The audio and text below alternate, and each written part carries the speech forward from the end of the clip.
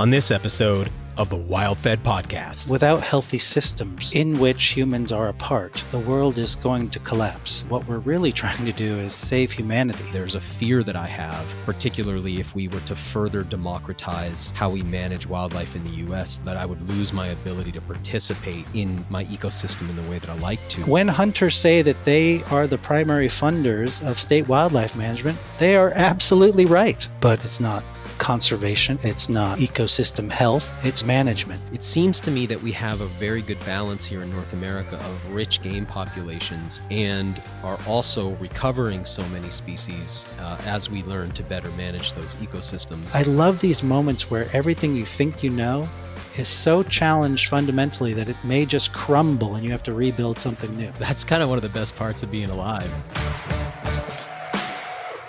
Episode 63 of the WildFed podcast, Does Wildlife Management Need to Change? With Mark Elbroch is brought to you by Surthrival. Are you wanting to be healthier, fitter, and more resilient this year? Surthrival wants to help you make 2021 your best ever year with the nutritional supplementation and medicinal food extracts you need for a stronger immune system, healthier hormone function, faster recovery, and more optimized digestion. Right now, until January 15th, you can save 15% on all of Surthrival's top sellers with the coupon code 2021GOALS. That's 15% off Surthrival's colostrum, elk antler, pine pollen, reishi, taboo, and vitamin D3, K2. Head over to surthrival.com and use the coupon code 2021GOALS for 15% off their top-selling supplements. WildFed is also brought to you by Farmer's Juice. I love the juices from Farmer's Juice, and they're a part of my 2021 health and fitness goals. Farmer's Juice cold presses delicious, extremely nutritious organic fruit and vegetable juices at a fraction of the cost of the juice bar and then delivers them right to your door. Whether you're looking for earthy root vegetables like carrot and beet, or leafy greens like dandelion, kale, and spinach, fruits like cucumber, orange, or apple, or herbs like ginger, turmeric, basil, and mint, each of their juices contain a full pound of fresh, organic produce with nothing artificial added. They even have low sugar and ketogenic options available, and best yet, they keep fresh for up to 30 days. Yeah, you could buy a juicer, fill your cart with fresh organic vegetables, and then juice them all yourself each day, or you could let the folks at Farmer's Juice do that for you so you're freed up to stay focused on what you love. Go over to thefarmersjuice.com and check out the line of incredible organic juices and use the coupon code WildFed for up to $8 off your order. Again, it's thefarmersjuice.com. I'm Daniel Vitalis, and you're listening to the WildFed podcast, a show about reconnecting with nature through hunting, fishing, foraging, and food. WildFed. Food is all around you. Today's guest is wildlife ecologist and mountain lion advocate Mark Elbroch, who I first heard about from our recent guest Dan Gardoki. Both of them are avid trackers. I recently bought and read Mark's book, The Cougar Conundrum, Sharing the World with a Successful Predator. While the theme of the book is mountain lion ecology and how it may be time to revisit our management strategies for them specifically, the secondary theme of the book is about how we in North America manage wildlife in general. Mark's somewhat critical of what's often called the North American model of conservation, the model that uses hunting license fees and taxes on hunting and fishing equipment to fund wildlife biology, research, and management at the state level. As I read the book, I kept finding myself oscillating between agreeing with what he was writing and feeling a bit defensive for the systems that allow me to hunt and fish so freely across the North American landscape. In particular, he talks about a theme that's come up several times on this show before, and that's about whether other stakeholders, besides those who hunt, fish, and trap, should have more of a voice at the table when it comes to decisions about wildlife. What comes of the conversation is a bit of a dialectic about the pros and cons of further democratizing wildlife management and how that could impact the future of hunting as we know it today. It's a very thought-provoking conversation whose themes will, in my estimation, become very real and significant topics of discussion in the not-too-distant future as a new generation of hunters and non-hunters take to the field. So while some of Mark's ideas feel a bit threatening to things I really care about, ultimately, he's just the messenger. After all, we're living through a time of extremely rapid social change, and the way wildlife is managed will likely have to adapt to the changing sentiments of the populace. Mark's criticisms of modern wildlife management, as well as his grasp of where we are today in the history of North American wildlife management strategy, are important for us to hear. In some ways, it makes me wonder if we might be right now in the good old days of hunting and fishing. Ultimately, my hope is that WildFed, as just one of the many incredible voices that are out there advocating for human access to wild foods in this modern era, can help to educate the public on what it is we do and why. Because it's inevitable that more and more non-consumptive users are going to join the conversation.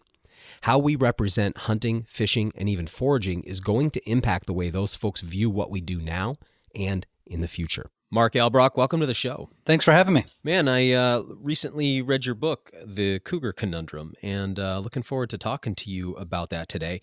But wanted to start off by hearing a little bit about your background, because in addition to the biological work you do, it seems like you have a pretty extensive background in tracking as well. Oh, sure.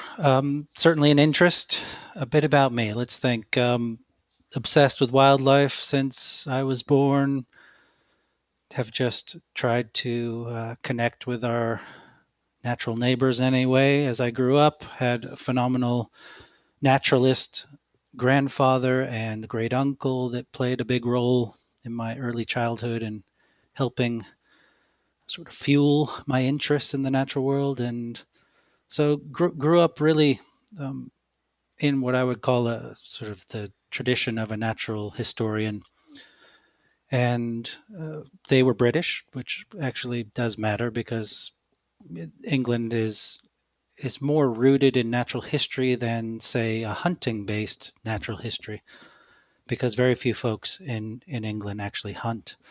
And yeah, from there, just pursued any way I could to learn more about the world around me, and wildlife tracking was one of the hooks that sort of caught my interest early on, and I just took to it like few other things in my life, and devoted a tremendous amount of time to learning to look at, interpret, and identify tracks and signs and follow footprints and all of that. And really that helped me sort of gain a foothold in the wildlife field, meaning sort of traditional research and monitoring, as I was often the person called upon to help find and sometimes catch wildlife that the biologists themselves were having trouble locating.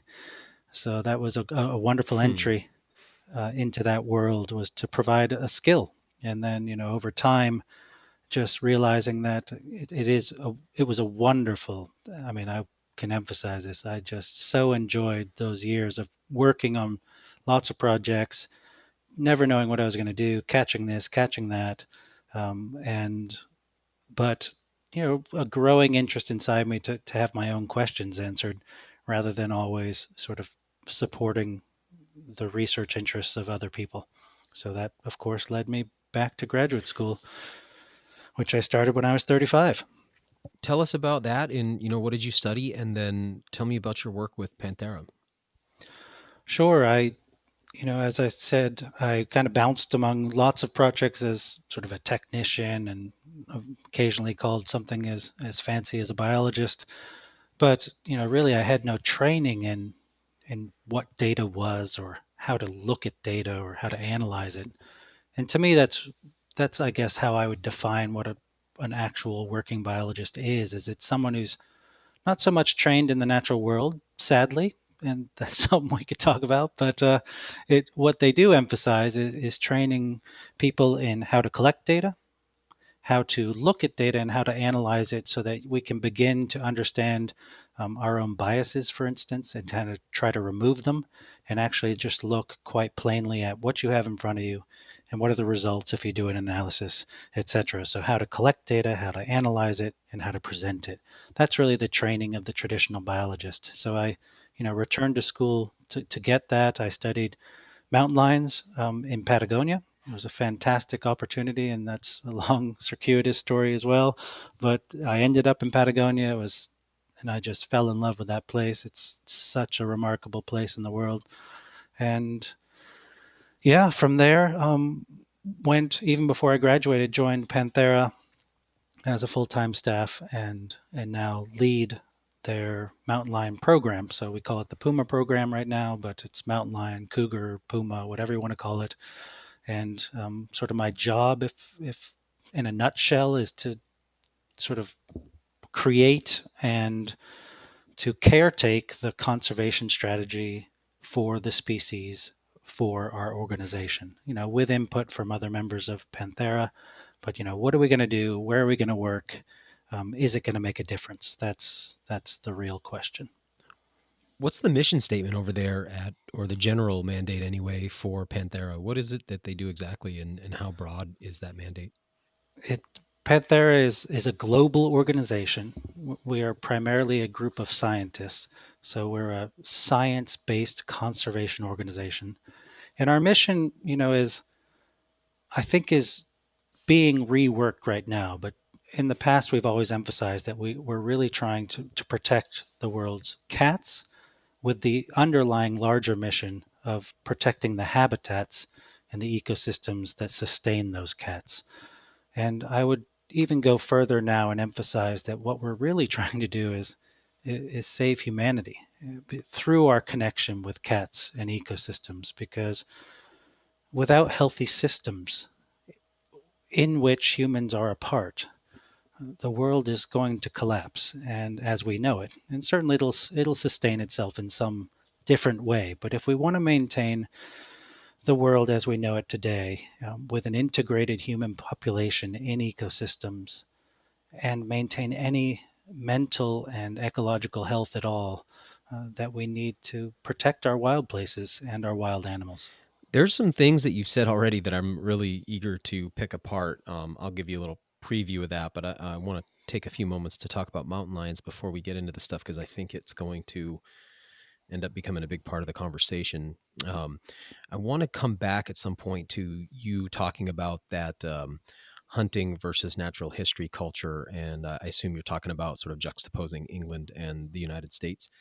So that's something I want to come back to, as well as this sort of idea about biologists not necessarily being naturalists. And also, I kind of see, having read your book, a sort of triangle there, sort of biologists, hunters, and then naturalists. And I want to talk about how they're similar and how they differ. And in particular, I really want to talk about this idea about integrated humans into this future world you're talking about. So that's kind of where I'd like to get to.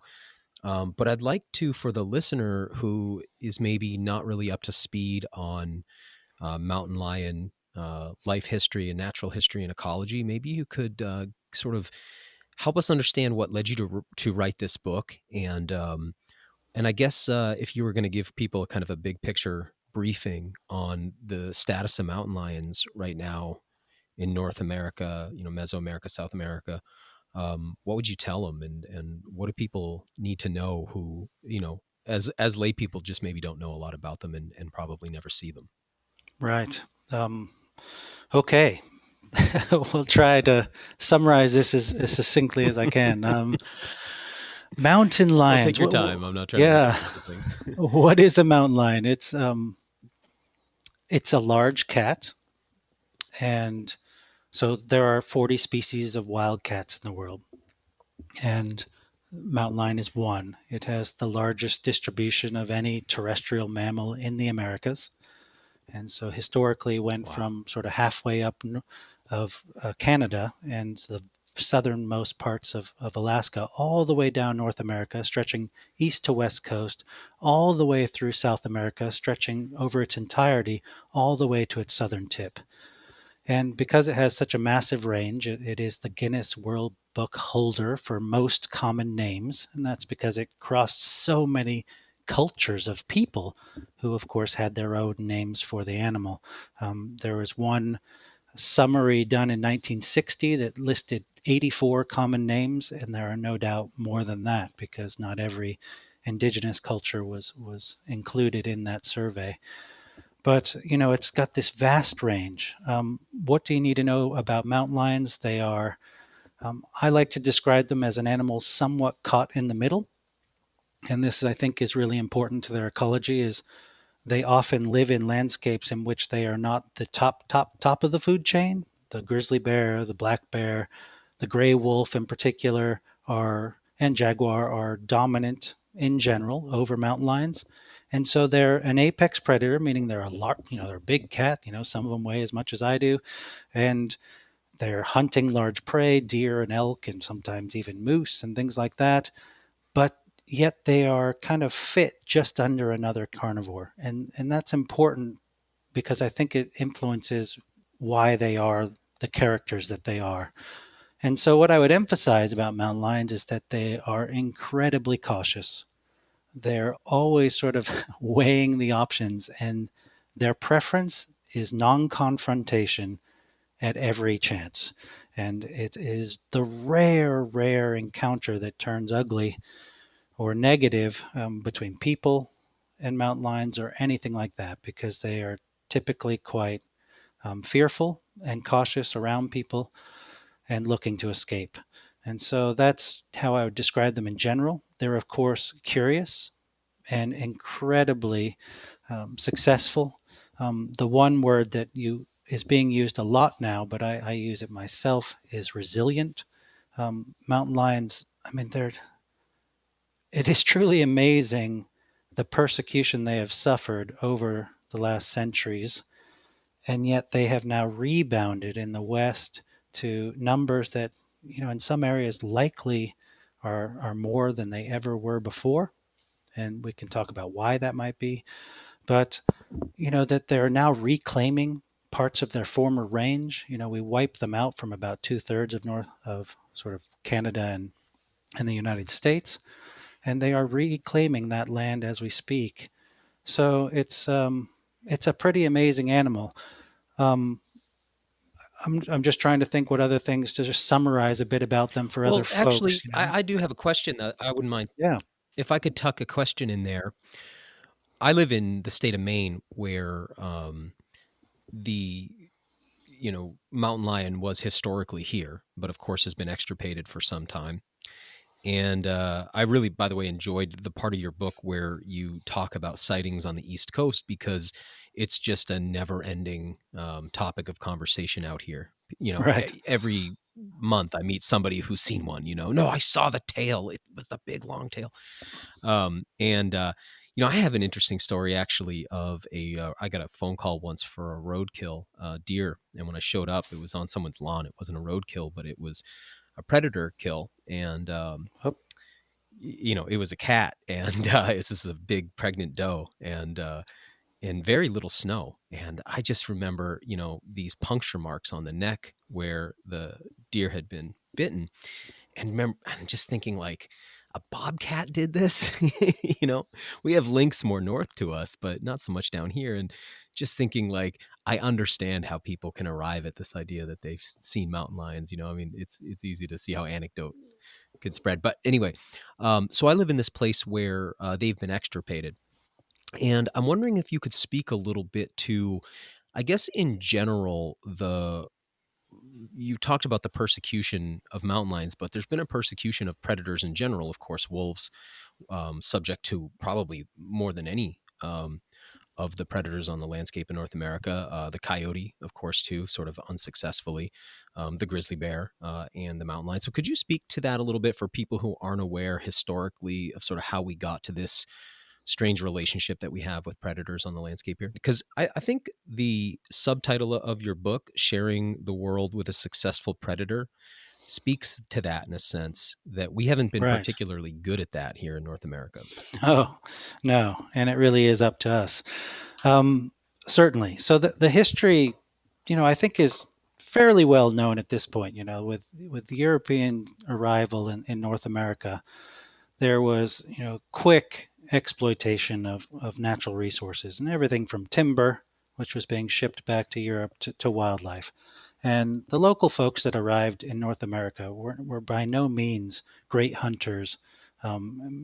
Firearms were quite rare when the first original colonists arrived, and that had much to do with the fact that they were being sort of held under the thumb of the British Empire. And so there was quick movement to take advantage of wildlife resources because it was a way to supplement the diet and the lifestyles of the people sort of pioneering in this land. And so very quickly, people went beyond what you might call natural limits, and we saw real drops in the number of animals along the East Coast. Deer, for instance, by the mid 1600s were rare, and these people, of course, were expanding westward into North America and just leaving a wake of what might be, on the negative side called devastation in terms of what they were doing to wildlife. And, the pioneering ethic, back then really was rooted in religious beliefs and systems that pitted man against nature, man, human people I'm referring to, not just men versus women. But the that whole idea that wildlife could be conquered was so important to a lot of these early cultures, and that the other thing was that if we can't have it, who are our competitors and how do we quell the competition? And the competition being wolves and bears and mountain lions, etc. So, I mean, I don't know if we need to linger here too long. Everyone's heard that European settlement caused tremendous change in North America. We wiped out the natural resources, we wiped out the natural people, some of whom have survived to this day in, very altered ways, of course, culturally, where they live, tremendous oppression. And that's been a big theme of this year's sort of global introspection about inequality in so many systems for anyone but the elite ruling class, right? And so that this began with the colonization of North America years ago. And in terms of wildlife, wildlife exploitation was a big part of that. But as people moved west, there was a tremendous movement, of course, to reduce predators that were seen as competition. But then, following European colonization, I think an important thing to emphasize is livestock arrived in North America, cows and sheep and goats and all the things. And suddenly, we had twice the reason to try to eradicate large carnivores that were not only competition for deer and elk, but now they are occasionally killing goats and sheep that we valued or and that these early people were dependent upon to survive. And so there was a tremendous movement to wipe out carnivores as people moved west. Wolves and bears were primarily targeted first, and I think that's probably because they were um, perhaps more visible, as well as arguably more destructive to livestock. And then mountain lions were sort of second. Once they had kind of really cleaned the plate of wolves across the United States, there was a renewed effort to remove mountain lions from the system. And so, yeah, that's kind of the history. And then, to bring us, further up, that persisted, and became built into our political systems, as there was increased interest in maintaining and renewing the wildlife resources that we valued, meaning deer and elk and moose and things like that. So how do we protect those, and sort of invigorate those populations to grow? And so it was a really, you might call it a conservation ethic that, sort of developed within North America. And, how do we do that? Well, one of the methods early on was to of course, to really squash carnivores, which were seen as, our competition, and also that they were driving deer and elk down. And so that, again, it was a renewed interest in removing carnivores, including mountain lions, but it became built into our political systems and then our management systems, and even all of not just the political systems, but how politics interplays with money and regulation. And from the late 1800s, as game regulations sort of became entrenched across the country and state wildlife managements began to sort of pop into existence and sort of establish their infrastructure, anti-carnivore sentiment was built into that system, and in truth is still alive today in many of those agencies. Yeah, I see that, and this component about how wildlife is managed becomes sort of one of the core themes of the book.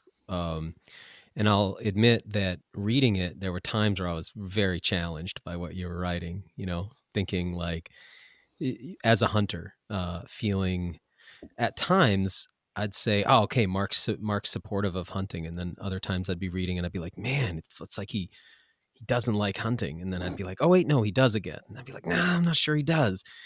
And the parts that challenged me the most, I think, were about changes that you were I don't think you were enumerating really specifically, but sort of hinting at changes that could happen in the way that we manage and pay for wildlife conservation. And so that's something I really want to talk about today. I'm not 100% sure I agree, but I can't say I totally disagree either. And I want to give you the floor to just express it how you see it. But I want to set the stage a little bit. Um, Going back to this idea about biologists, naturalists, and hunters. And I'm curious if you can talk a little bit about how you see that, because I think that those paradigms, that mentality is a big part of this conversation. And I'm wondering if you can start with this idea of how England and North America are different, this hunting versus natural history perspective that you mentioned earlier. Yeah, I mean, this is, I can just speak sort of broadly to it, but, Europe, at the time when the United States was really just becoming born and in our early presidencies, had this real interest in natural history. It was the time of Linnaeus and sort of this idea that if we could categorize the world, meaning we could identify all the animals, the plants, the flowers, the this, the that, and give them names, that was a huge step forward in our understanding our place in the world, and just in kind of, yeah, I guess beginning to understand not just the human place in the world, but how we might play a role in caretaking the world. And so this is a real move in science back then. And back then, science and was, there was this tremendous push to look at sort of specimens and collection. And so, ironically, there was many of these scientists were carrying a gun or something like that to gather specimens or trap or something like that. And that really began in Europe, but Thomas Jefferson, in particular in the United States, saw this wave and saw the United States as behind in participating in the discovery of what existed in the world. And it was seen as a political battle as much as anything, as who was going to be the first to document new species, the number of new species, and to contribute to this larger knowledge. And so Thomas Jefferson in particular, really wanted the United States to kind of step up and participate in that. And so this idea of science being critical to, and scientific knowledge being critical to our growth as a human species, as a global community, was so important back in that era.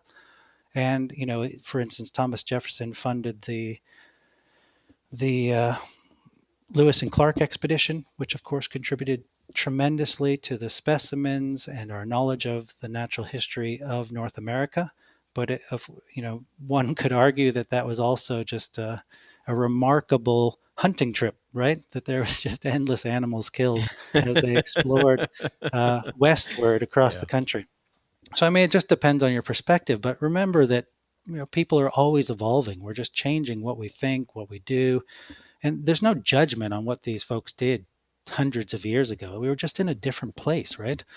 And so the United States and Europe kind of were in very different places. The European model was still generally, more typical of there's a crown or a sort of I wouldn't say an elected official. Some of them were elected, but there were these, you were related to the blood or you weren't, and therefore you had land rights, and there was complete dominion over regions of different countries.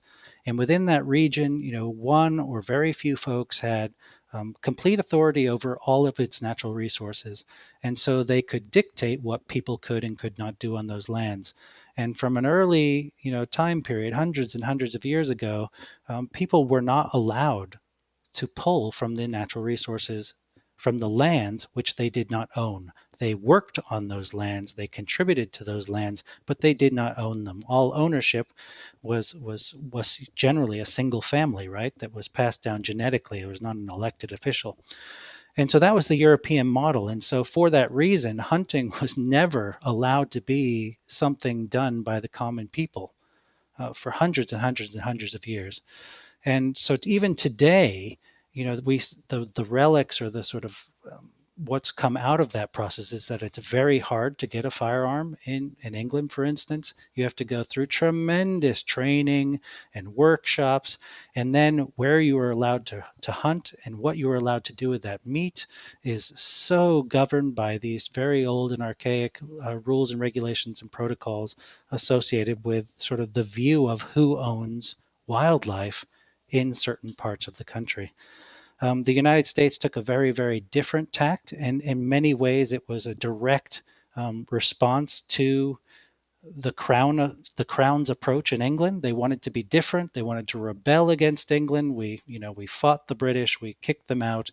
We established our own country, and what kind of came out of that was fascinating. You have this early year where we were participating in the scientific collecting and sort of discoveries of new species, etc. And so hunting began to become almost like there was a mythic anecdote being sort of sown within American culture about the importance of hunting and how these heroes of hunting were going out and contributing to science. Daniel Boone and Lewis and Clark and some of these early characters, their stories were embellished and sold, across the United States as heroic. And I'm not saying they weren't. They were heroes of the era, even though the stories were slightly enlarged, etc. But it was fascinating that the primary audience for these stories was the ruling elite, because to buy a book in the 1800s, you actually had to be wealthy.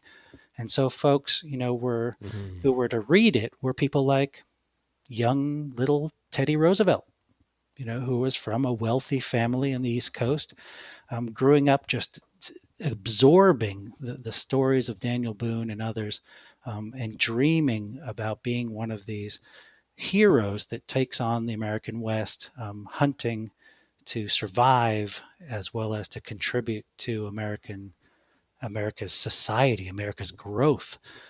And so, the other, there's some really interesting things that will play into this conversation, but I'll lay out some of the history. You've got young Teddy Roosevelt is a wonderful character to focus on because he played such a large role in how conservation works today, especially around hunting. But in our country, you've got him growing up. When he was sort of 18, he decided that's what he wanted to do, was study natural history and do it through like the lens of the rifle, kind of like James Audubon from years ago.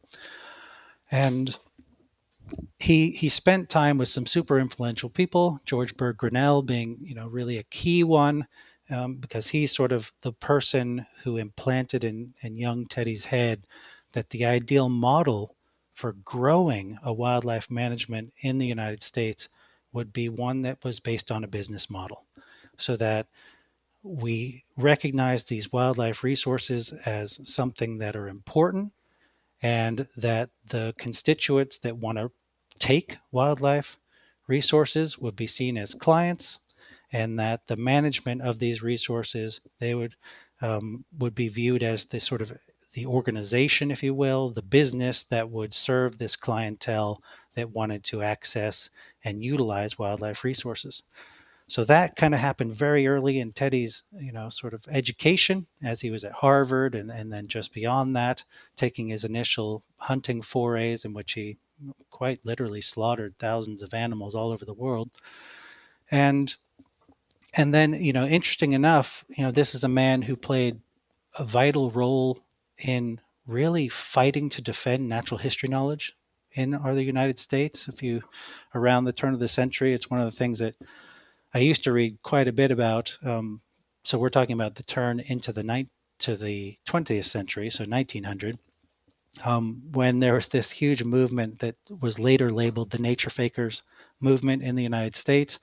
But there became a battle in published literature and in periodicals and books between folks who were sort of weaving natural history stories, and William Long being one of the famous ones on one side.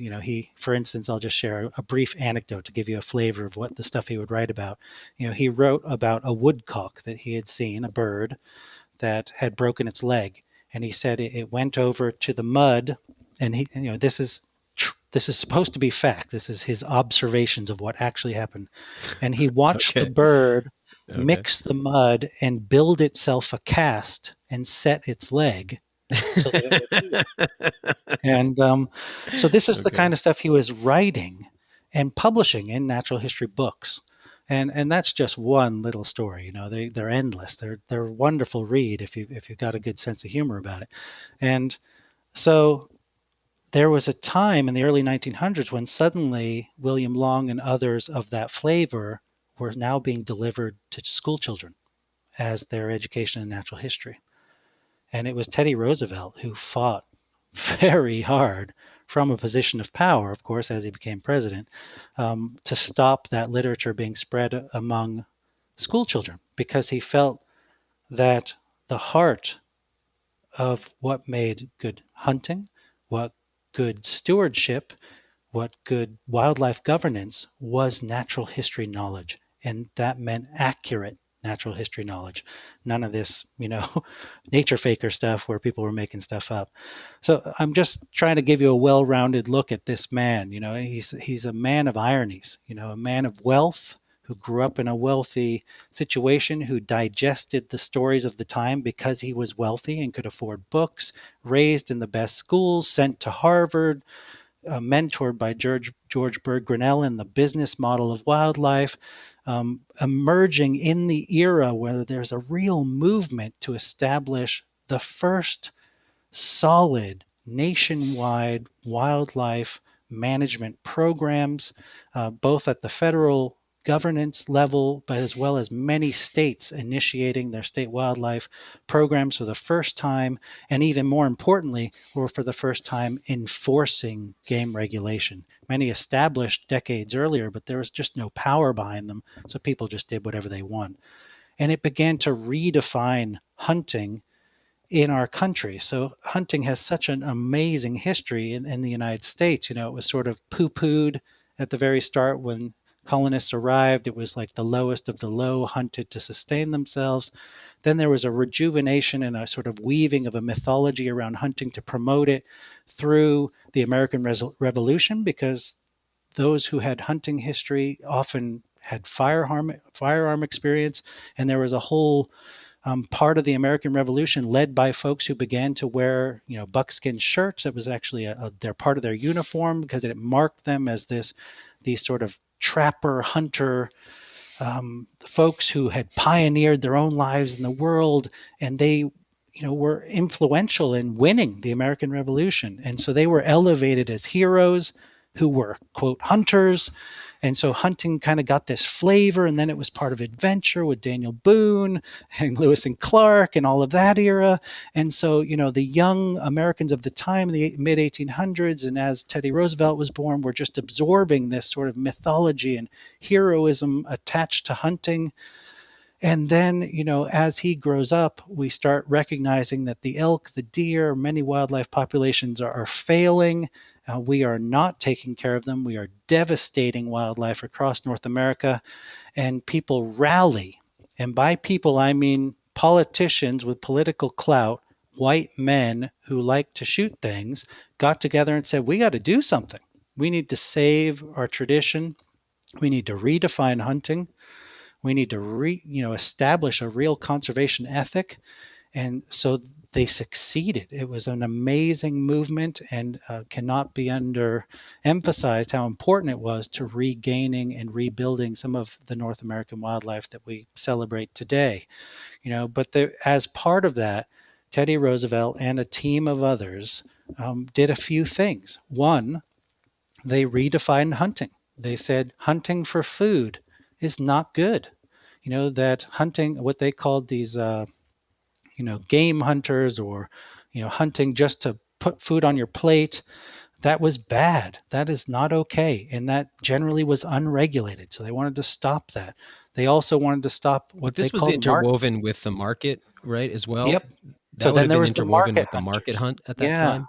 So then market hunters were slightly different. They were folks who would hunt more than they needed because they would sell meat or a skin or something like that. And so they really squashed that as well. And they said hunting is a thing of leisure. You should only hunt as a thing of leisure. And because it should be something of leisure, everything should have a sporting chance. Hunting isn't about getting food, because then you would just take the weak or whatever you could get, right? Hunting is a challenge. You want your animal to have a chance of escape. And thus the birth of the Boone and Crockett Club and the original sort of rules, if you will, sort of given to the hunting community, that if you wanted to be an ethical hunter, you gave an animal a sporting chance. You have all these, sort of ways that hunting was okay versus ways that hunting was bad.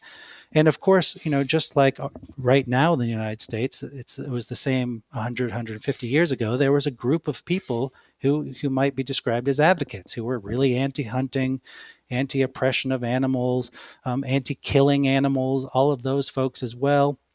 And so, to kind of work against this idea that hunting was bad, they had to have this ethical way of doing it, to sort of promote this idea that hunting could be a conservation tool, that there were good hunters and bad hunters, and that good hunting would be legalized and supported, and bad hunting would be made illegal, and we would have regulations and actually punish those folks who violated game regulation.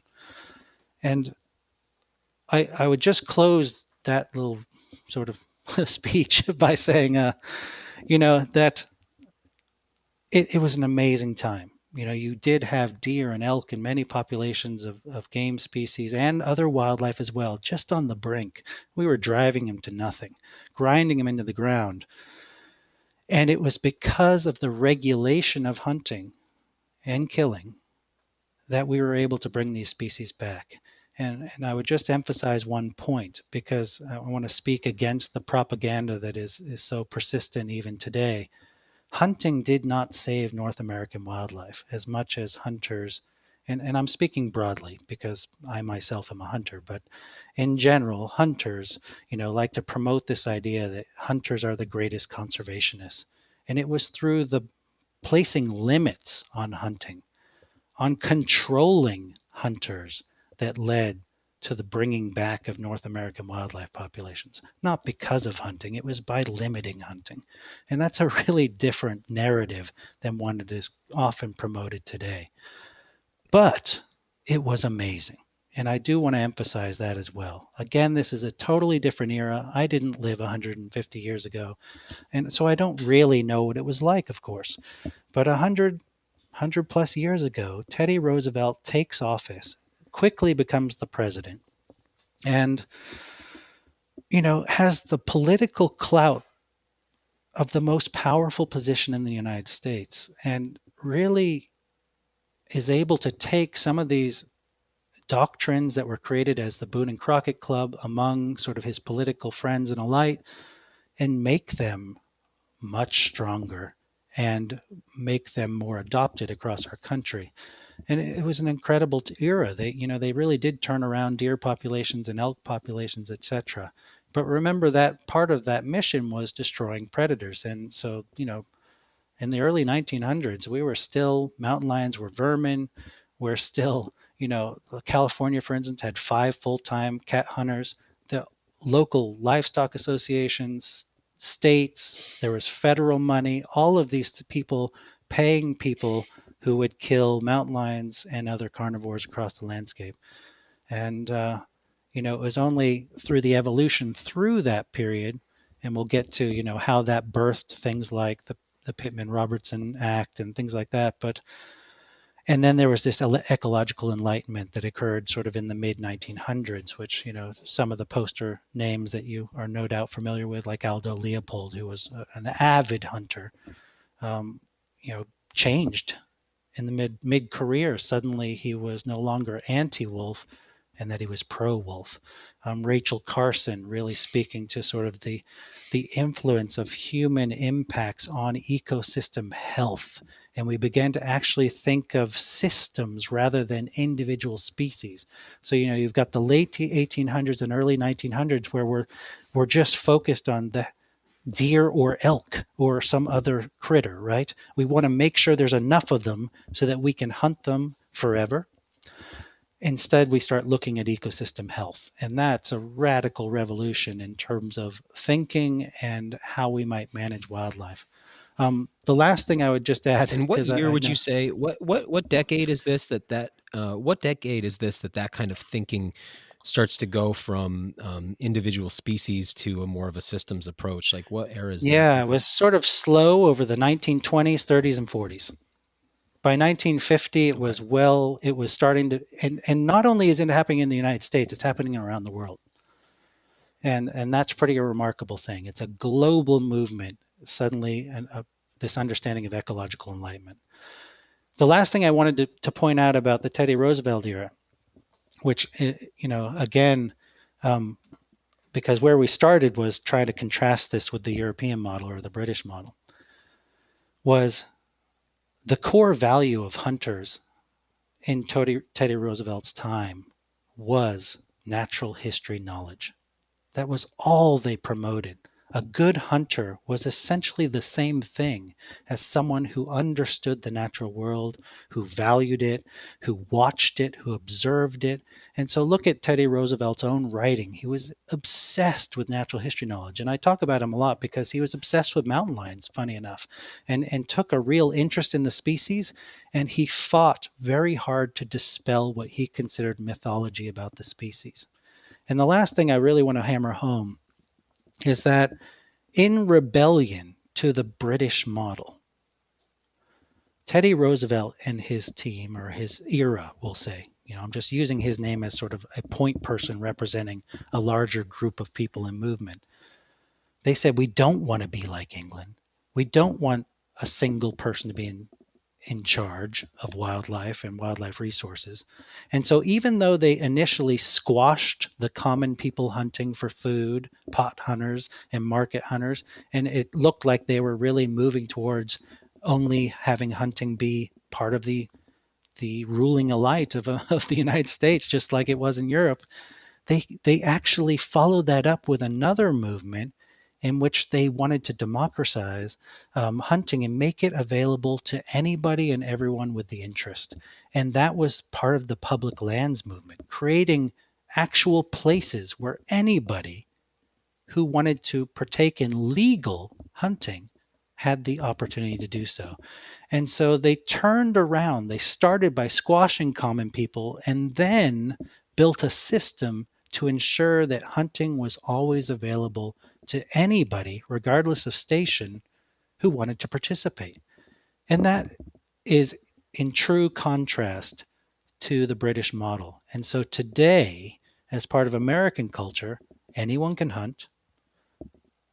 Many, in fact, the majority of people who do hunt are common people. Yes, there's a ruling elite still that's participate in hunting, and generally it's more of a trophy kind of hunting sort of mentality or culture.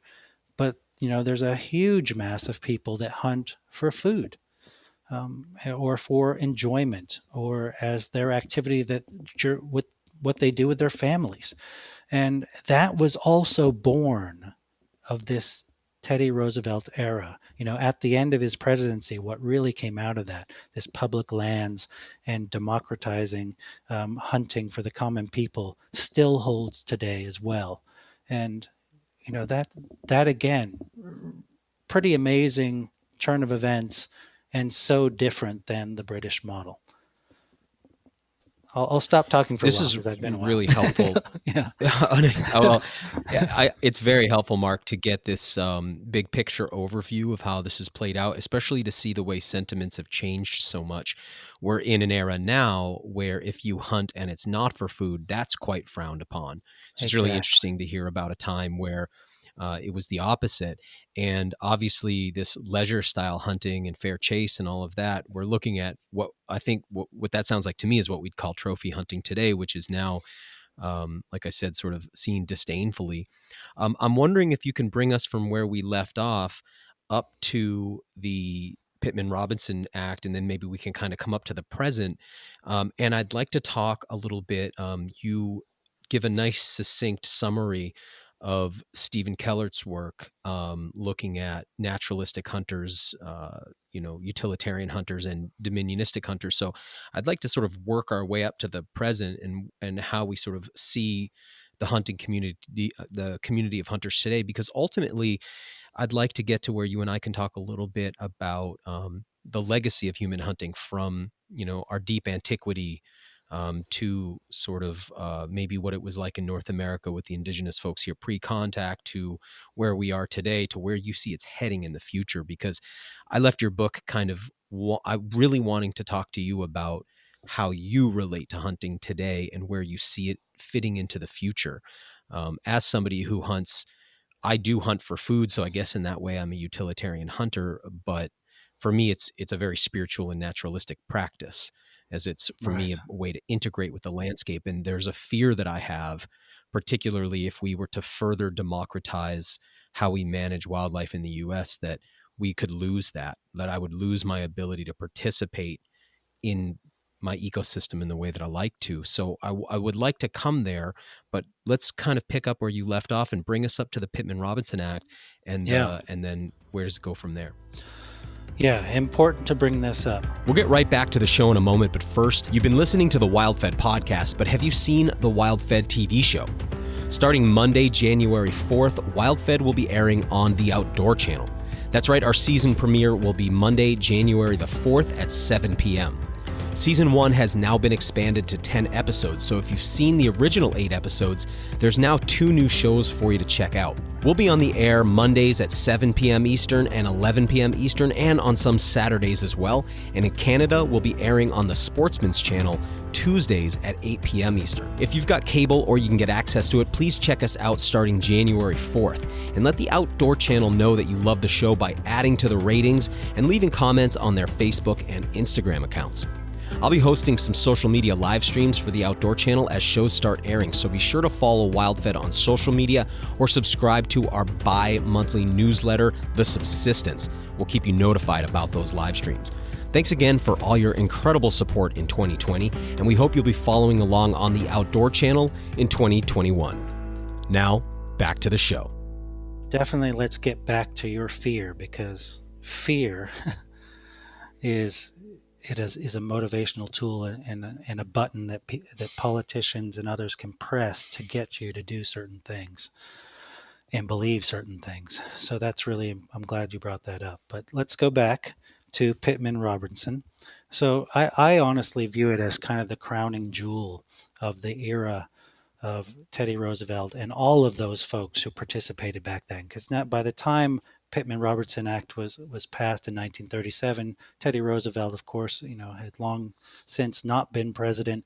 But really, the momentum that was gained during his presidency in terms of hunting and how we think about management for wildlife and as a resource and as hunters, as the clientele, that all was snowballing, and it really came into fruition in those early years when there was a tremendous push to control hunting, regulate it, to save North American wildlife.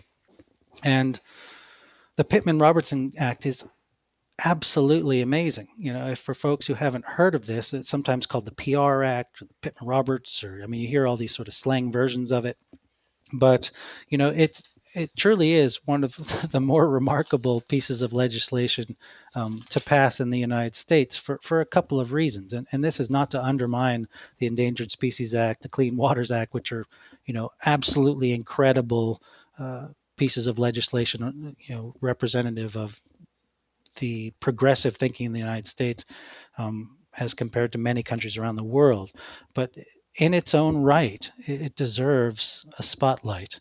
And the things that I would emphasize are that, you've got this movement of politicians, again, politically connected, generally white men. That's just the reality of that time period, and perhaps this time period as well, that had an interest in hunting. And of course, their model of hunting was this fair chase, ethical model that they had sort of built and spread within the United States.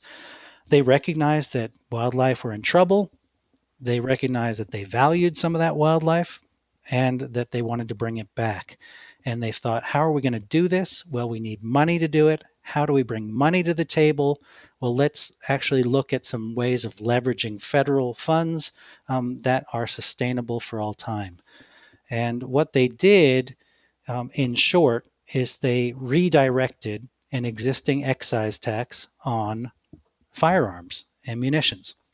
So what that means is that there was already a tax in place. When you bought a rifle, you paid a little extra, generally you paid a state tax plus you pay a federal tax, and that federal tax would have just gone into the Federal Reserve and been used on whatever, air conditioning in the White House, roads, whatever. And instead, they secured that money and they rerouted it to the U.S. Fish and Wildlife to be distributed to state agencies for the management and conservation of wildlife. And that was remarkable, truly remarkable in itself. But second, even more remarkably, is it secured it in perpetuity.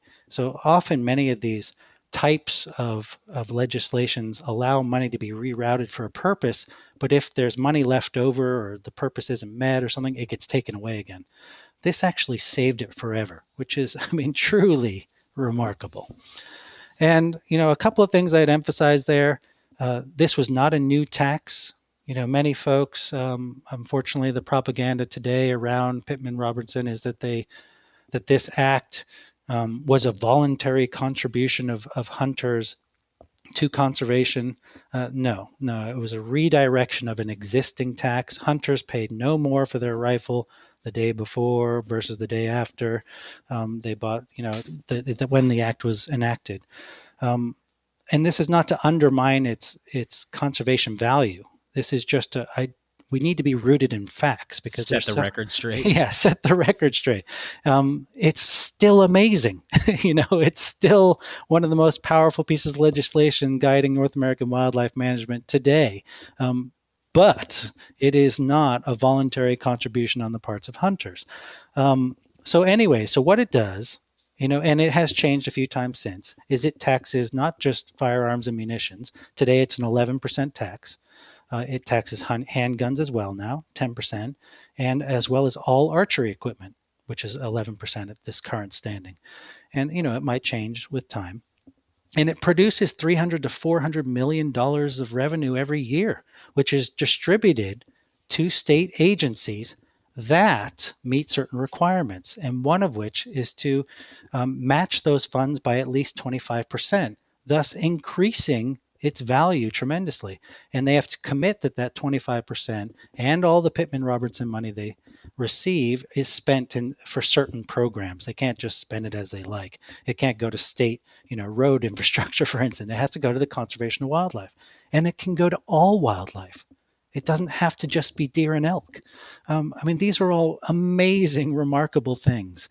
And so the Pitman Robertson Fund, it was quickly followed by sort of a version, a different act that is really meant to target anglers and fishermen and fisherwomen, and so people fishing, Dingle fishing Johnson, equipment. they call that one, right? Yeah, yep, exactly. So all the angling equipment, fishing rods, line, etc., now have a federal tax that gets funneled into this same pot of money. So it just enlarged it even further. And state agencies today, in general, about 60% of their annual revenue or annual operating budget is funded by these funds, which, it's enormous, huge. And when hunters say that they are the primary funders of state wildlife management, they are absolutely right.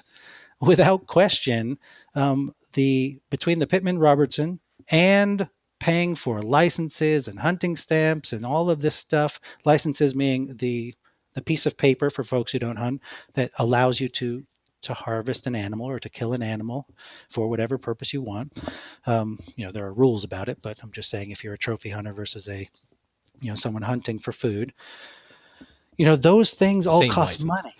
Yeah, and it's the same license, and it goes into this, state revenue or state, wildlife agencies operating budget. So between the money they're raising themselves through selling licenses and the federal supplement through Pitman Robertson and through the other variations for anglers, it's this enormous sum of money, and that's how state wildlife agencies primarily function today. That's the money that supports them.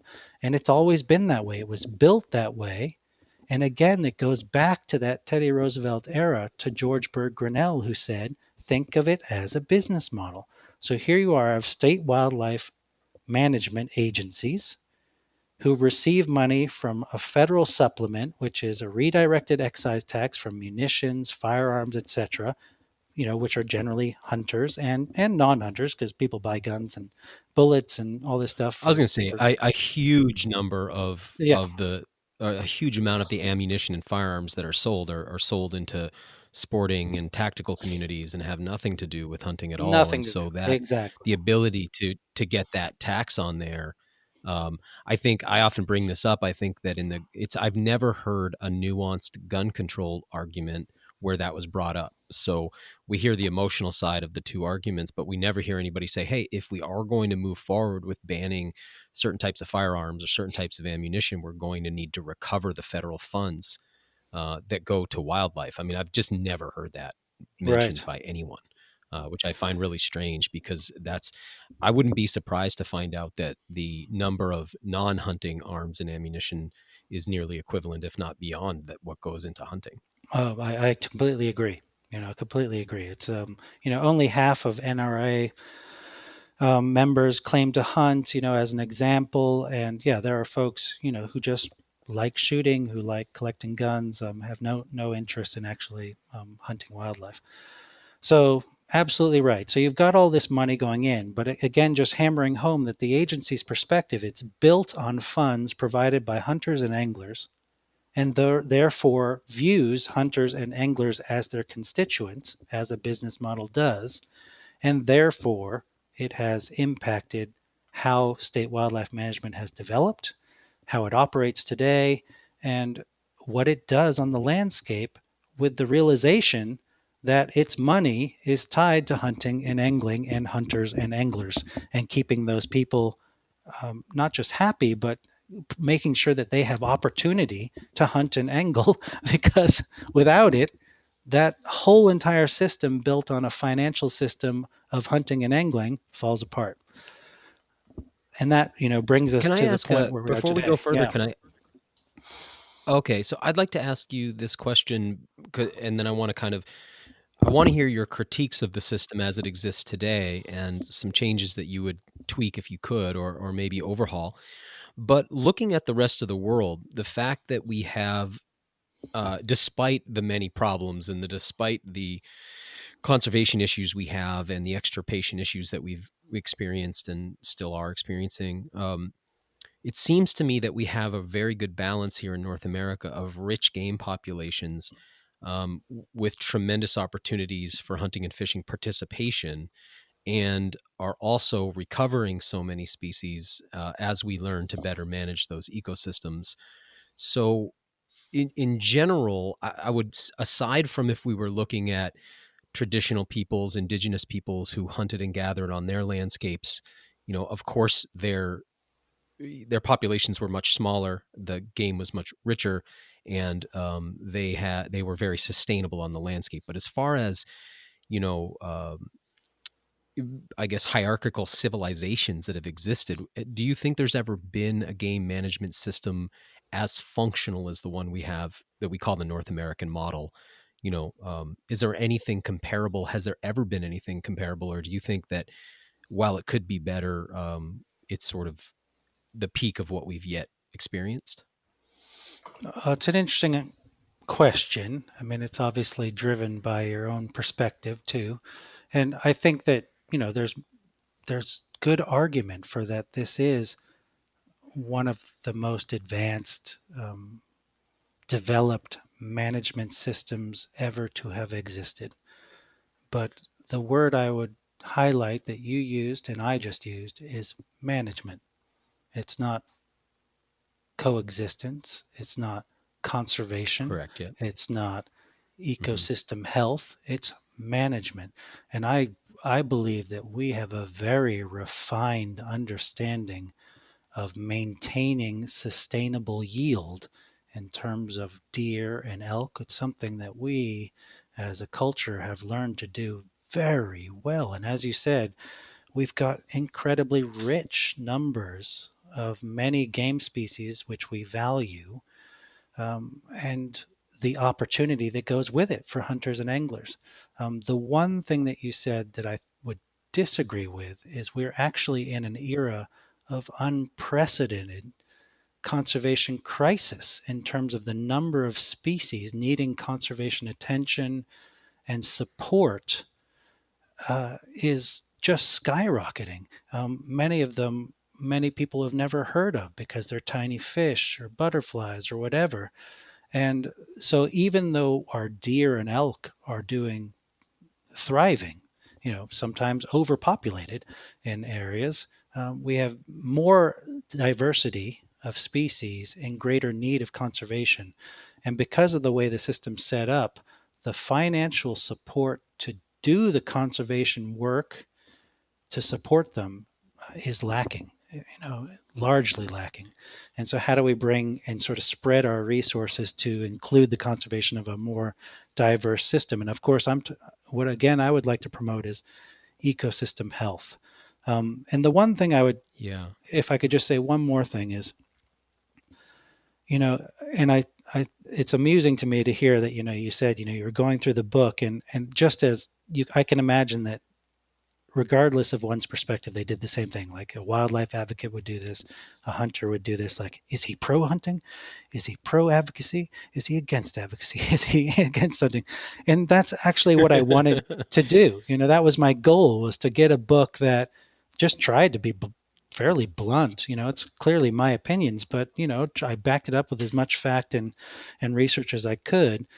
And I know that I'm sure I pissed off advocates just as much as I pissed off hunters at some point in the book. But one thing I would emphasize to you and to anyone who's listening who is a hunter is I'm not anti-hunting at all. I'm not actually really trying to advocate for any change in how hunters participate in conservation. What I really want to happen is to broaden the constituency of state wildlife agencies. I do want to see state wildlife agencies function radically different, but that is not to the exclusion of hunting. Absolutely not.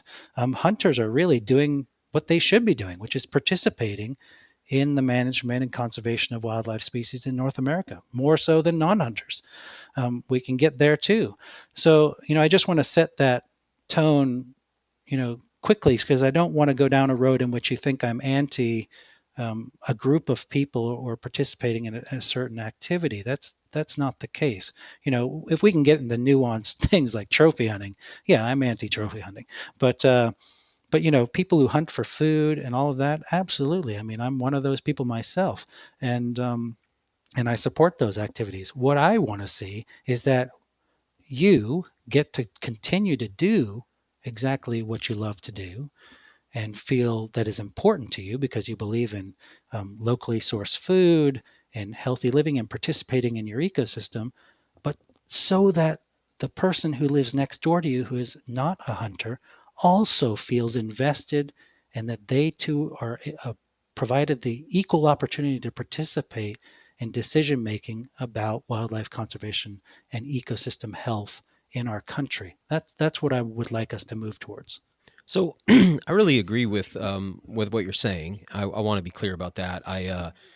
Your book, I think, was uh, equal opportunity offenses there. So it was like, I'd feel like, ooh, I took that as a little bit of a dig, but then you'd write something else, and I'd be like, oh, okay, well, he's kind of picking on them too. And I thought it's a very honest book, more honest than most. So I'm just being honest, telling you that there was times where I was challenged by it, but in a good way, and I'm glad we're having this conversation. Going back, when I asked you about the North American model, despite its flaws, and I understand what you're saying, that there's so much emphasis on species that have perceived value because the constituent user is focused on deer, focused on elk, focused on moose or whatever it is, that so many species fall through the cracks. And, I don't believe Pitman Robinson money can be used for reptiles and amphibians, if I understand that correctly. So obviously there's some problems there. But I guess what I'm asking, is there anything somewhere else that you'd be like, that's better? Or is this sort of the best we've got so far? And in the sense of, is there, I guess I'm not saying that to try to goad you into saying how great this is, because really in agreement with you. I think that we need to take a much more holistic and whole systems approach. I hunt and gather, I'm as much a forager as a hunter, and I participate like that because I think it's essentially human, and it's, for me, it's not about any of the the things that are promoted today. The adventure, it's not about adventuring or exploring or the rugged individualism. I don't really care about that part of it, and I'm not attracted to that part of it. But I see myself as a predator on the landscape. However, I'm born into this North American model. Here I am. And when I look out at the world and when we talk about changing it, I'm just wondering if there's yet been a model that you would say, that fills some of the gaps, or that one might be a little bit better. Or is this sort of, uh, as far as we've made it so far, since the indigenous, methods and systems? Right. Yeah. Um, One thing I'd like to say right up front is the North American model that you're talking about is propaganda. Just realize that every time you use that word, it is propaganda. We can use it to describe sort of what came out of that era of Teddy Roosevelt, and many do, but it largely, as we use it today, it is a propaganda born of a propaganda machine to promote hunting as the core value and core machine and mechanism through which we can conserve wildlife. Uh, Second, I I will be completely honest that I have no idea about what is possible. And I mean that. I'll share a couple of thoughts. Um, so, one of the things I'm really intrigued with right now is that there is different cultural relationships between carnivores and people in what I would say countries, what we might call south of the equator versus north of the equator. And you see this, in North America, our relationship with mountain lions, for instance, that, it's kind of seen us versus them, and there's all this fear-based sort of movement and management and thinking. And I look at countries like India and others where the relationship with wildlife is so culturally different. It is, they just grow up with wildlife being a part of their lives. So that when you talk even about carnivores that kill people, the conversation is so different. It's not how do we quickly remove that animal? It's more about, well, how do we live with an animal that can kill you? And I mean, there's a tremendous amount of opportunity for introspection from our culture's perspective versus what we might call these Southern cultures. I mean, it's really different. I used to think about things, especially growing up with a tremendous British influence, that all of the children's stories that I was exposed to were Beatrice Potter and all of these animal centric books. I grew up with all those, whereas the United States, it's The Little Train That Can and all of these non-natural world books that are the Yeah. centers. And that, I mean, Yeah. it's so Right. entrenched in our culture to think of ourselves as separate and as sort of having dominion over wildlife resources, and that carnivores are competitors and a danger to us, and that it's again, there's a cultural difference in other countries in which they just everything they do, from raising children to thinking day to day to having conversation, is about how they live with wildlife, not how they compete with wildlife. And I mean, I'm not articulating it well, but that to me is one of the things my brain is obsessed with right now, is trying to understand their perspective so that I can articulate how our perspective is different, and to see if we can adjust our perspective to perhaps being more open to the idea of living with wildlife. There's a tremendous amount of growth, I think, that we could participate in if we could open our minds to different ways of seeing wildlife. And I think that's part of it. Um, And then there was one other thing I was going to talk about in terms of a different model. Oh, yes. So the other thing that I'm really been thinking a lot about, because I was raised in the North, primarily in the United States, and certainly my training as a biologist, as a conservation biologist, as an ecologist, is very North American rooted.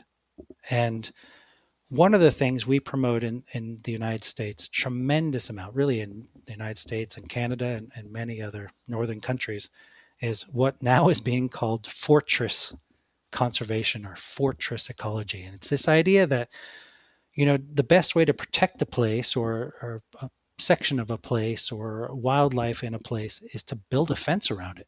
So we create national parks. Mm-hmm. We establish national monuments. Each president kind of has a legacy of, maybe not this one, but others have, created a national monument as sort of part of their legacy because they increased the protection by, basically drawing on a map a little box and saying, within this, we're going to stop doing X, Y, and Z. And I've always just grown up assuming that's great, right? The more national parks, the better. And the more fortresses, the better. And now there's this real movement in other countries, India and others, where they're saying that is actually undermining conservation and Yeah. undermining this idea that humans are part of natural systems and that we can live integrated within those systems. And there's now even research to show that carnivores and other metrics of biodiversity can be higher in systems in which they are a matrix of human communities and wild places rather than just an isolated wild land protected by a fence. And this again, it's so fundamentally challenging to everything I've grown up with that I haven't worked through it yet, but I'm really thinking a lot about it. And I mean, I'm fascinated with this idea. I mean, I'm sure just like you, yes, because you're a curious individual just like me. I love these moments where everything you think you know is so challenged fundamentally that it may just crumble and you have to rebuild something new. And I feel like That's kind of one of the best parts of being alive when that happens. exactly, exactly. And so those two things I just brought up, one that to really actually conceptually think in a way in which you are thinking about how to live with wildlife rather than compete with wildlife. And then second, whether fortress ecology or an integrated approach is better for ecosystem health and biodiversity and ultimately human communities, healthy human communities, which of course would hunt and fish and do all these other things is the better approach. I mean, these two things are consuming me. I don't know if you know my friend Arthur Haynes. He's up here in Maine. He's part of the primitive skills and tracking community. He's a botanist and somebody I've spent a lot of time sort of working alongside and talking about these kind of issues. And recently, I suggested to him, hey, check out David Attenborough's latest documentary. He's talking a lot about rewilding the world. And Arthur ended up writing an open letter in response to it. And what that letter was about was saying that the first half of the documentary for him was really incredible. Just David Attenborough's. Have you seen that film? His latest I film. haven't seen it yet. Yeah. Oh, okay, so it's his he's in his 90s now, so he calls it his life's witness statement, and he's describing the changes in the landscape that he's seen over the course of his life and career. And then in the second half of the documentary, he gets into his solutions, and concerning to us was just this world, this ecotopia type of vision where people are sort of excluded from nature in order for nature to be rewilded. And this is kind of you bringing that up really triggers this for me as well, because this is something I've noticed is that I think when you exclude people from nature, then people stop understanding nature. It's out of sight, out of mind. They care less. I have found that if you want to protect a place, if somebody has consumptive use needs that come out of that environment, they are the ones who are going to be the first to speak up. So I think if you're going to build a Walmart or a Target on top of a place where I harvest stinging nettles or maitake mushrooms, or that's where I got my last deer, or that's where I got my turkeys or my bear, or I fish there, I'm going to be deeply invested in the protection of that place versus if you just ask people randomly on the street, hey, do you think those are the people who will say, oh yeah, whatever, you can buy carbon offset credits, just protect another place. And Right. I think when you have a direct relationship to a place, you become such an advocate. So that's a big concern of mine too, is that when people are excluded from landscapes, that it all becomes very philosophical. Like everybody says they care about the environment, but most people don't have a specific piece of the environment that they're that invested in for that reason. Mm. And that actually, that brings me to another piece I'd like to add to it and get your perspective on.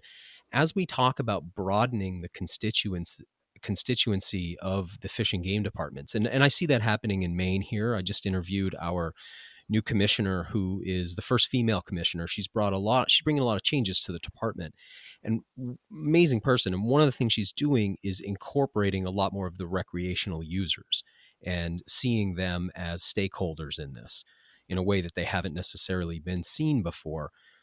The only concern I have about that is that, well, I have a couple concerns. One is that that group tends to be more anti-hunter. And so as more and more, and that sentiment seems to be growing. So I'm concerned that as we increase the voices at the table, so many of those voices will be against consumptive use, and that leads to a world where who's funding wildlife are the leave no trace backpackers, who I'd like to get to some of that Stephen Kellert research, who tend to know not so much about wildlife, are not naturalists, but are often spectators. And so bringing their voices in, I'm just curious how you envision that happening, because without that consumptive use pattern, they tend to be advocates for more national parks, and they tend to be advocates for more of those fortresses, especially if there's a hiking trail through it that they can use. Right. Yeah, I mean, this is looking forward, and I don't necessarily have the answers, because I honestly do believe that these are decisions that need to be made by all of us as a community. And the Yeah. first thing to get to that point, of course, is getting people around the table, and we haven't even reached that point yet. And I Yeah. hopefully, that was clear in the book too. I'm not necessarily saying I have the answer for mountain lions or how to live with them or state management. What I want to see is all of us contribute to that answer, because I have faith in people. This is crazy as that sounds, um, and the other thing I really believe in is democracy, as crazy as that sounds, especially in today's world. That everyone has an opinion, and that opinions are valid, even if they're radically different than mine. Do you believe in straight democracy or representative democracy? Because this kind of is what we're talking. I think this is core to this conversation, because for instance, I don't want to get into politics, so I'm just using this as a light example, and Mm-hmm. it's not a perfect example, but there's been a lot of conversation like, hey, I should just be able to vote from an app on my phone. And while I think that there's problems with how our voting system works, I like that there are some hurdles to go through, like registering and showing up, because it filters out people who don't necessarily understand the issues at hand or the conversation or the individuals or the offices even. Because if there's no barrier to entry, it becomes so easy to just cast anything haphazardly, right? So also, when we're talking about pure democracy versus representative democracy, there's that mob rule issue. So 51% of people can decide what 49% of people can no longer do or must do. Mm-hmm. And so, you know what I mean? This is obviously an age-old conversation and argument, but should 51 people be able to decide what 49 people can or can't do? Is that fair, pure democracy? Or, do you think that there should be more representative, like constituents are represented by individuals that they push forward so that those people can speak on their behalf, and that there are systems in place to balance so that certain voices, for instance, one of the big things we see happening in the country is that massive dense populations in urban centers can outvote the people who live in the rural, because they just don't have the numbers, even though they represent greater land masses, maybe the most of the production base and all of that, but they don't have the numbers to vote against those urban centers. So I believe in democracy too, but I'm kind of curious when you say that, like how you see that fitting into this, because that's my concern about all of a sudden having all the North Face users at the table in this conversation. Right. No, it's a fair question and a fair concern. I like your analogy in the sense that, that I wouldn't call them barriers because that has some negative connotation. That there are hoops that represent investment, we'll call it. So in terms of Yes. Yeah, wildlife, that's rather better. than them voting, it's that not just anybody comes in and decides about wildlife, but there is equal opportunity for anyone to participate who has the interests to do so. And I think that's the Yeah. difference Okay. is Yeah. that, just like voting, Got it. just, voting from an app does sound kind of scary to me. And it already occurs, even, I mean, I admit with myself, I'll look at, my ballot and I'll be like, geez, I've never even heard of that person. What is that? What is that office? And I have to get on the internet. Thank God we Right. have the Right. internet these Right. days and figure out who that person is and what that office does, so that I can, say something meaningful. But, I'm now talking as someone who's invested in the process. I took the time to look up Patty O'Shea and what Patty O'Shea's job would be if I voted for her. And Right. Right. whereas some folks just they don't have the interest, so they either click a box or they don't even vote on it, and that's fine too. But the same idea with wildlife is that what I'm pushing for is equal opportunity, so that the North Face user does have representation. Now, whether it's representation or whether it's equal opportunity for them to swell and then to wipe out the interests of hunters, that's a great concern because less than 5% of adults in the United States hunt. And, we could flip the argument and say, should less than 5% of the adults in the United States govern wildlife management for all Americans? And clearly I would say no. Right. But, Yeah. does that mean that the other 95% should squash them and dictate no use of wildlife resources for food? I hopefully would say no too, because I honestly feel very invested in participating in the natural world as a hunter and teaching my children to do the same. And Yeah. but these are really difficult questions we're going to have to get to. But I've just been focused on trying to get people to the table because I'm so tired of it being so exclusive that I can't even have that conversation. Um, until we at least open the doors to include more representation from not recreational users, as you're calling them, or some people call them the non-consumptive public, people who just admire or watch Yep. wildlife but don't remove them from the population. And and so yes, I mean representation at the table would be a huge step forward. Whether gosh, I mean, now we're getting into my own opinions. I honestly haven't even thought down this line so hard. Like, if, as you said, imagine if 95 of 100 people were making decisions about the state. Yeah, very likely hunting would fall far from the table. Trophy hunting would probably be banned outright because most Americans are Hmm. against it. But, recent surveys throughout the West show that 60 to 70% of people, sometimes 80% of communities, even in urban centers, are completely supportive of hunting for food. And so there's no evidence that even opening the door to all people having an opinion about wildlife management, that would destroy hunting. There's no evidence that would happen. Um, of course, what we don't know is who would actually participate in the process, because if we open the door, not everyone's going to have an interest. I'm amazed that most folks don't even know the name of their state agency. It's like they just have Yeah. no Right.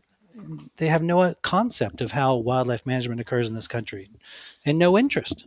And so part of I'm sure my you've run into this, but I've I've had conversations with folks who are non-consumptive users or non-consumptive public, as you said, and where I'll realize halfway through the conversation, oh, they think that hunting is just unregulated, like you just go do it whenever, however you want, Yeah, without, and not understanding that all of the systems are in place.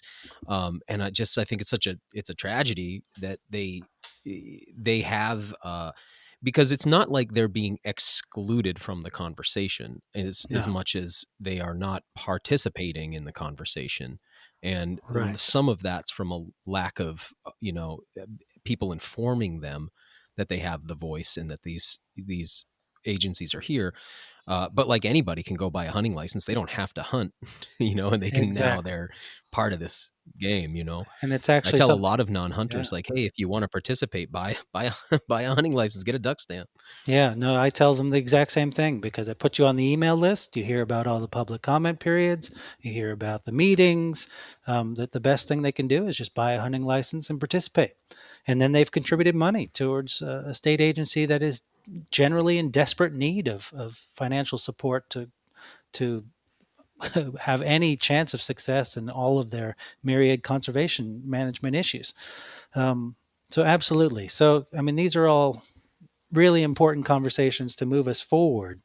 And and I agree that most folks are oblivious and most folks don't participate. And I try to speak to that in this book about that there's fault on both sides. There's fault on the state agency sides for being exclusive and excluding non-consumptive folks in general from decision making about wildlife and carnivores in particular. And there is huge fault on the non-consumptive side for just not participating, for apathy, for just hearing about an issue and not bothering, or at the minimum just signing a form letter, which is pretty useless these days because a lot of state and Right. federal agencies are now beginning to view form letters as something that doesn't necessarily need to be counted, and so they're not showing up, which, as you said, the first thing they need to do is join. So either buy a license or show up to the meeting or write the letter, make the phone call. Absolutely. I mean, one of the things I hammer home, or I try to hammer home, is that, when people say, well, what should I do? I say, well, go meet your local staff. That's the number one. I Yeah. Yeah. tell anecdotes a lot about, I just moved out of Wyoming, and I remember, being in the Wyoming Game and Fish office, as I often was, chatting with folks. They gave me my permits to work, and I was studying mountain lions there, and just I knew a lot of the folks there and would talk to them, chat with them. And I remember being in the office one day, and in walks one of the local ranchers who I knew quite well, and he owned a big in holding in the national forest, and actually was quite opposed to the work I did, so that's why I knew him. And he just sat down in the chair next to me and just starts jaw jacking with the state biologist and just chewing the rug, talking about weather and cows, and saw some critters there, saw a wolf there, had a great elk hunt, that kind of stuff. Just nothing. There didn't seem to be a reason for him to be there. And a bunch of minutes went by and he left. And I actually asked the biologist, I was like, does he stop in often? He's like, oh, at least once a week. He just comes in and we just chat about anything, you know. And but this was, in my opinion, conscious strategic action. Not only were they friendly, I mean, they truly enjoyed each Yeah. other's company, but this rancher recognized that he had an investment in getting to know his state wildlife folks so that they recognized him as part of their constituency. They had actual relationships. When you showed up to the public meeting, they didn't say, you in the red shirt. They would say, Gary, yes, do you have a question? And I mean, Yeah. that makes a difference because we're human beings and we're communities of human beings. And we ultimately, that's just where we are. And so if folks who are invested in wildlife conservation, for instance, who are not hunters, are not showing up and getting to know their local people, who don't know what they even look like, or know who works in their local office in their town, or who doesn't show up to the public meeting, then how can they Yeah. participate at all? Right? Yeah. And they're so accessible, I think, people probably don't realize that. Mark, I want to just kind of, I've had you on here for quite a while, and I really appreciate your time, and I just kind of want to take us out on this last point I want to bring up.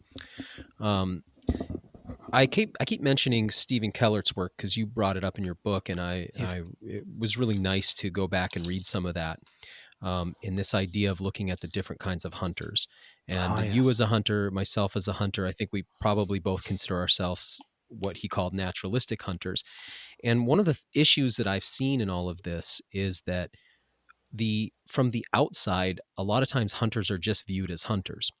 And so we're lumped in with the bad actors and the good actors. And when we talk about trophy hunting, of course, that's like one of those things that's pretty off putting to a lot of people. I mean, there's a lot of nuance there, and that can get kind of complicated because I know people who where the lines all blur, but generally speaking, a lot of that world's pretty repugnant to me, and I'm sure to you too. This idea of the you brought up earlier, the studies looking at sentiments about people who hunt for food, and while that's fairly well accepted in amongst the American public, I'm really interested in this group called the Naturalistic Hunters, and that's where I want to see growth in the hunting world, is more of that. I think that's happening naturally as a product of, so many of my generation, grew up with, Captain Planet. We grew up in an era of ecological crisis, and so and a lot more ecological education. So I think it's probably shifting in that direction anyway. But could you tell us a little bit about those different kind of hunters, and how you see all of that, and then kind of what you'd like to see because you're speaking today on this podcast to a listener group, a lot of whom are new hunters and are establishing their own personal relationship to hunting as we speak. And I think there's some good guiding principles here, and I'd love to get your personal take on it. Yeah. So Stephen Keller was sort of a researcher from the 70s and 80s, is when he conducted his work, and he did these huge interview surveys of people across the country on hunting and anti-hunting. And he kind of began to sort of sift all this data, and he created categories for and descriptors for types of people that he encountered either on the hunting side or the anti-hunting side. And so yeah, he came up with three types of hunters, and the utilitarian were sort of all about filling the dinner plate, so it was just about getting food, and the naturalistic that were really about connecting with place, that hunting was an avenue for participating in nature.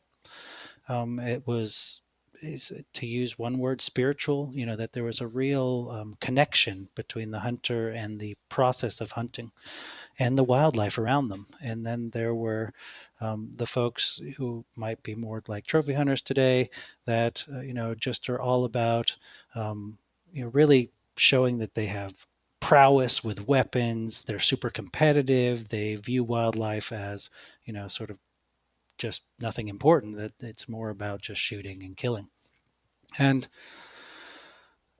it is interesting that unfortunately hunters are often viewed as one pot of people, and I'll be completely honest, it's hard for me to talk about hunting with the general public because I'm somewhat fearful of the labels that come associated with being called a hunter. And it's exhausting to me to try to explain um, what it means to hunt. And I completely agree with you. I would fall into that naturalistic view where um, I value participating in the natural world. And the natural world is not egalitarian. It is not, that there are those that kill, there are carnivores, and there are prey, and that, human beings could be both. And that when I am outside listening and walking slowly, that I feel more alive than ever because I'm actually forcing myself to be aware of what's around me. And it's in those moments that I feel, at peace. And, as ironic as that sounds, it's not about the killing. And I still struggle with killing animals. And I honestly think that's the best place to be. And the moment that I'm callous about it, I feel I've gone too far. And so, I mean, every time before I release the bowstring or pull the trigger, that it hurts, and that's okay, because I'm recognizing that I'm part of this world. And, so that's kind of where I am with hunting, just on the personal side. But, some of the interesting things that came out of Kellert's work was he compared natural history knowledge of these different types of hunters with non-hunters, folks who were sort of biologists or just regular people or what he called wildlife advocates or the sort of anti-hunting communities. And, it was fascinating that the utilitarian hunters were sort of middle of the road in terms of natural history knowledge. Naturalistic hunters were the highest, they had the highest level of natural history knowledge of all the people surveyed, equally, in equal sort of proportion or knowledge level to folks who were trained in wildlife, who were, actually taking an interest in wildlife, even if from a non-consumptive view. And what was fascinating is that, the sort of trophy hunter, if you will, or the sort of folks who are just shooting and killing and not caring about animals, all about just killing the biggest and the best and having the newest gun and shooting from 1,000 yards and all that kind of stuff. This competitive hunter, that they were had the lowest natural history knowledge, but that low knowledge was shared with anti-hunters. The anti-hunters, the true, like, just folks who are totally against hunting, who are save all wildlife, they too were completely ignorant of natural history, of the way that ecology works, of The two wildlife in loudest general. voices at the table, though, Exactly. these are these are who we hear from, and these are who it feels like the practice that we take as naturalistic hunters is sort of, we're bookended by these two loud voices, and both are Absolutely. ignorant. I guess what's challenging is that it's hard because of that ignorance, and I don't even mean that with a negative context. I just mean actual ignorance about the topic. As naturalistic hunters, it's difficult to express to those groups what it is we feel, because they don't have the knowledge base to understand the complexity and the depth of the interconnection that we're experiencing. And so it leaves us sort of challenged to even be able to communicate what it is we're doing and how it's different. Totally. And, to bring it back to mountain lions, as a biologist on mountain lions, I work with all types of people. So I, frequently work with houndsmen who hunt mountain lions, often in work. And I work with advocates because, we share the mission of the conservation of the species, of often in reducing hunting of mountain lions where they're over harvested or over persecuted, in my opinion. And it is interesting to work with people, and I've asked people this very blunt question, like, do you know what a mountain lion smells like? Do you know what a Hmm. mountain lion's tail feels like in your hand? And, some of the people I've worked with on the advocacy side have never seen a mountain lion except at a zoo, have no idea what one smells like. And, not to belittle these people at all or their experience, but it is very different from someone who, has killed a mountain lion or has treed one with hounds. And there are, of course, pros and cons. I'm not trying to judge here, but, this is the heart of what we're talking about, that you've got such a spectrum of experience with the species or with wildlife in general. And how do we evaluate and include all of these people in decision making and kind of rehash how we look at hunting, for instance? It's obviously it's a complex issue. When I read your book, which is excellent, by the way, and as I've brought up several times, I was challenged by it, which um, I'm not. It doesn't happen a lot to me. I got to say, me either because I selectively filter away books that will challenge me, or because I don't know. Your book made it slipped through my filtration system, and it got to me. But I also had this sense reading it that some of you brought up several characters from the past and the influence that they've had on conservation, as we call it today. And reading this, I was thinking about a day when people would look back, and your book would have been one of those books where the conversation was starting to happen. And I thought, even when I was challenged, I thought, man, he's touching on things that it's like ahead of its time. It's going to take time for these things to really happen, but they first have to be written about and talked about. So I really want to commend you. The book is awesome. And I think today I wanted to really focus on what I felt was like the subtext of the book, because obviously the book is about mountain lions. And what I really enjoyed about it was that while I learned a lot about mountain lions, all the stuff that was beneath that was all the politics, all of the complexities of their conservation, the way that hunting can both negatively and positively influence this, all of it. I was really impressed with the depth of it. It's also a fairly easy read too, in that it's I don't know how many pages this is. I got it in my hands here, so skip through your notes. About It's not long. 218 pages or so. No, it's not long. Not long, but a lot there. So anyway, I just want to say it's a great book, and I really recommend it to everybody listening. And I just want to say thank you for taking the time today and letting me poke and prod at some of these ideas, because I just needed to get it out of my system. I've been waiting a few weeks to talk to you about it all. So thanks for being a good sport about it. I just really appreciate it, and I appreciate what you're doing. Well, thank you so much. And I mean, truly, I appreciate the fact that you pushed. I mean, quite honestly, I mean, I would love for the hunting community to engage with me. I mean, I see them as allies in changing how wildlife are managed and conserved in this country. And I tried to, yeah, as I said, push a lot of buttons, but hopefully, ultimately, hunters and the hunting community can see me as an ally as well.